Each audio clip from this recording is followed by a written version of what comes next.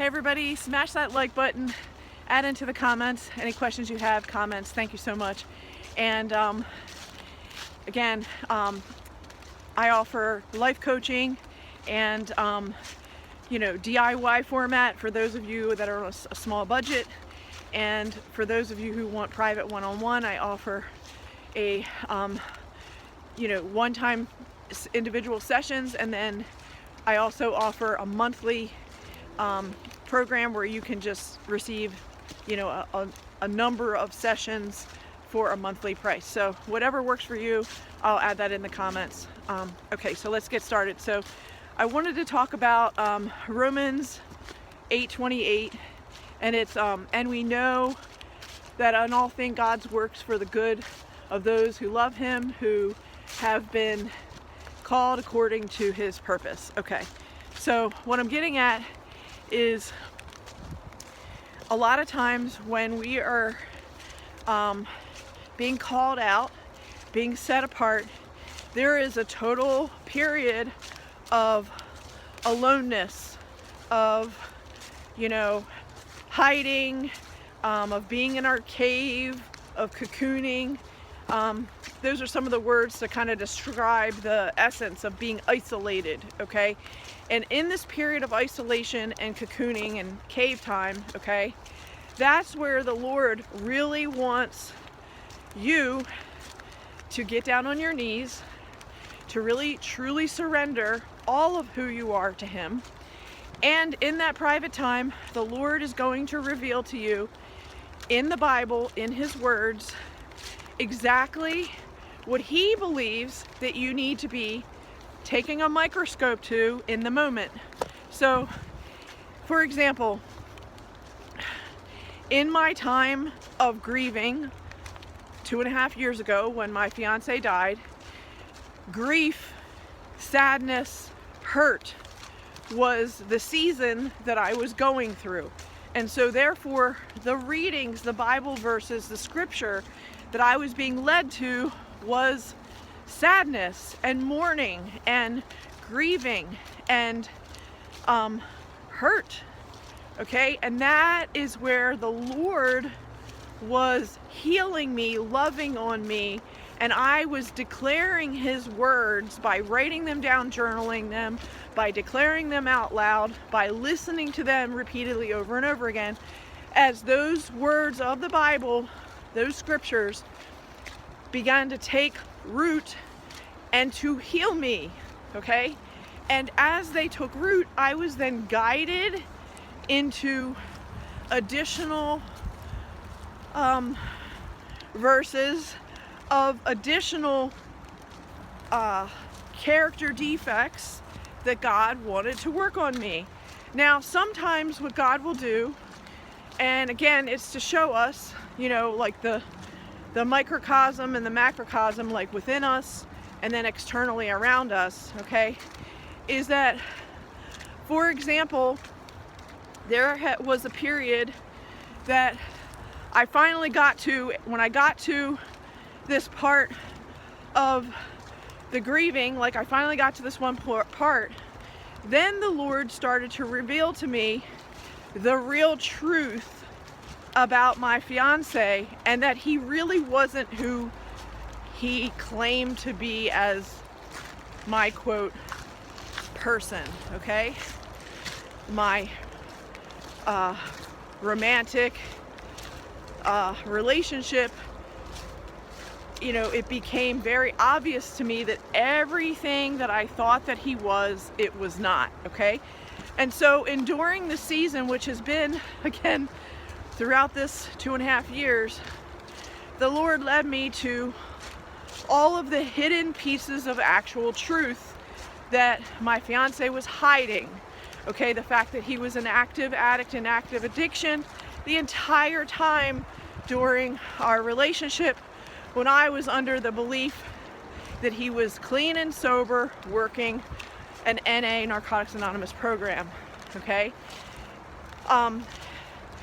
When I started to discover all these bits of evidence, and more these bits of evidence stacked up as God revealed to me that my fiance was not this godly man that I thought he was, that he was actually a narcissist, someone who truly had a vendetta against me and against my family, against my assets, and it was a total spiritual and physical attack. However, at the time, like I said, when he was alive and I was in a relationship engaged to him, I was unaware of what his evil, wicked, true intentions were, because I believed that he was to be my mate, okay? So the bottom line is, that season, God was showing me that people are not who they say they are. Even the people that are closest to you, even the people that you would take a bullet for because you thought that these people were your people. And so what the Lord showed me was that people can be very deceptive, and especially addicts that are in active addiction, especially narcissists who are master manipulators of how they appear to you and to everyone else, and then hidden underneath of all that facade that they really are a completely different person. And it could even be said that people that are under extreme addiction, meaning for many, many years, and people that are narcissists are truly possessed by legions of evil spirits, and that the person's sweet soul is trapped underneath of the control and manipulation of these evil spirits that are basically ruling and reigning over that person's body, because they keep actively sinning over and over again, and they've given up control over their house, their body temple, because of their deeds. So the Lord showed me in that season that people are not who you think they are. And like I said, even the people that are closest to you. The other part of this season is that as I started to identify that this was going on with my fiance, who at that point had already been dead, the point is that I started to look deeper into the other relationships in my life.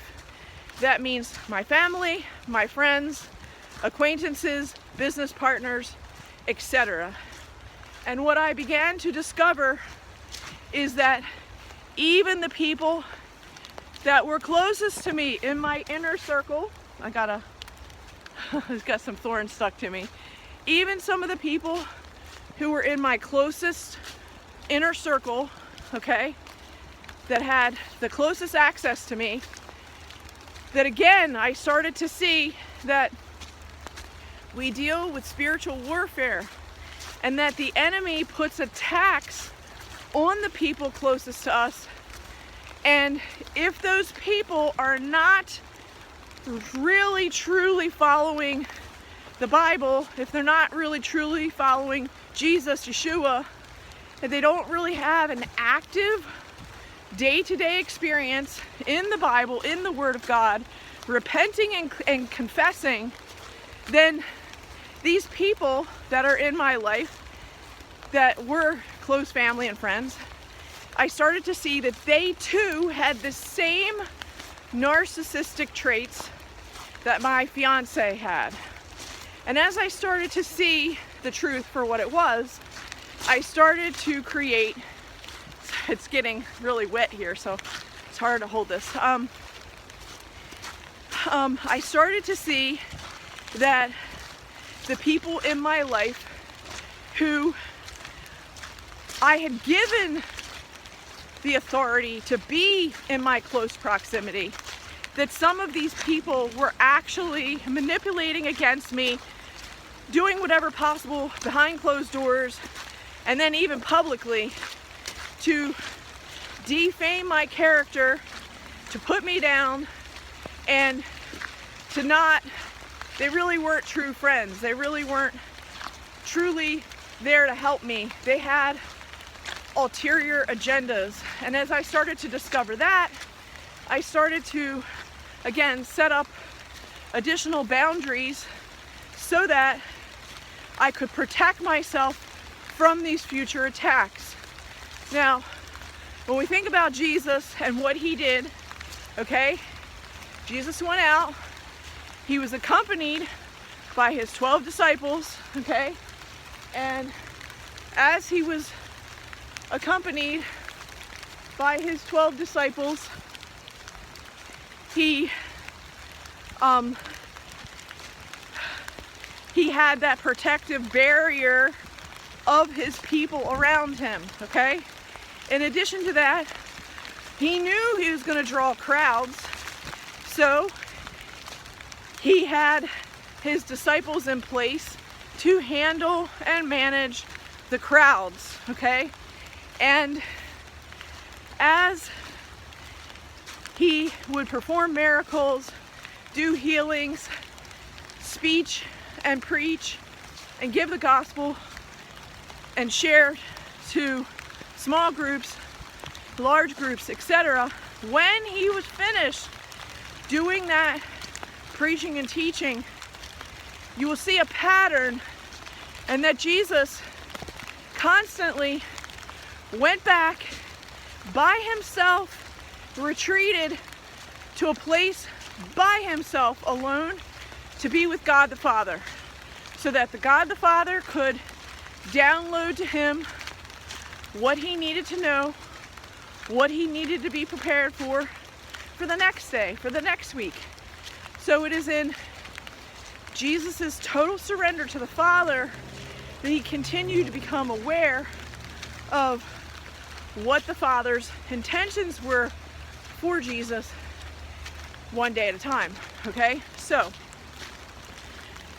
likewise, when we are living our life and we are surrounded by our friends and our family and our community, we are like those disciples, okay? And we are sharing what we have.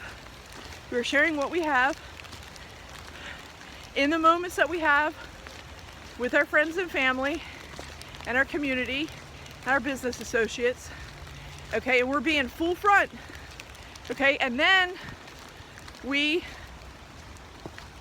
should be taking time to go in private, to reflect, to be able to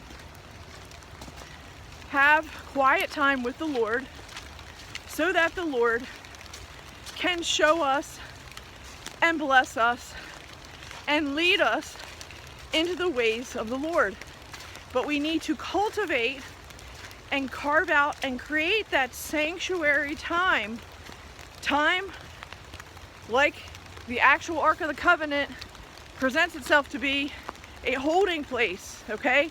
A holding place for the 10 Commandments and for God's special symbols and artifacts. And so we too need to take that time to cultivate that time to be alone with the Lord. And that means in Bible study, in journaling, in watching different movies that we're led to watch, in prayer, in meditation, and meditation meaning meditating on the word of whatever the Lord had put on our heart. So our purpose is to cultivate that personal relationship with God the Father through Jesus his Son at the cross, receiving that Holy Spirit, that small inner voice, that gut intuition that says, this is right, this is wrong. This is the way I want you to go. Don't go that way.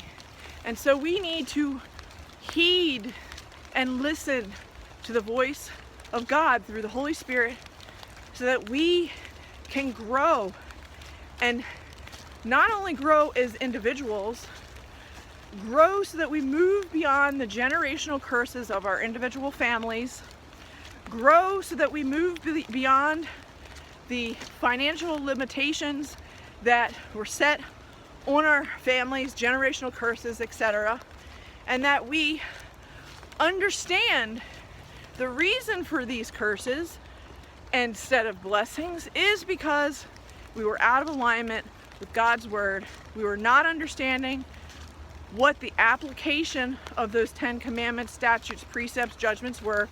And it is when we get into proper alignment with what the Lord has already spoken, when we get into proper alignment, it is then that we start to see the blessings flow. The blessings of hidden things being uncovered, the truth coming forth, the blessings of financial blessings coming towards us in the form of selling items, receiving windfalls, receiving new clients, and being led into different ways of sharing the gospel and the ministry of what God wants us to share. And then also the blessings of our health, being led to how God wants us to manage our health, how He wants us to prepare ourselves, this body temple, with fasting, with prayer, and with dedication to Him of honoring His feasts. So I'm going to end right there. Hope you have a great day, everybody, and I'll talk to you soon.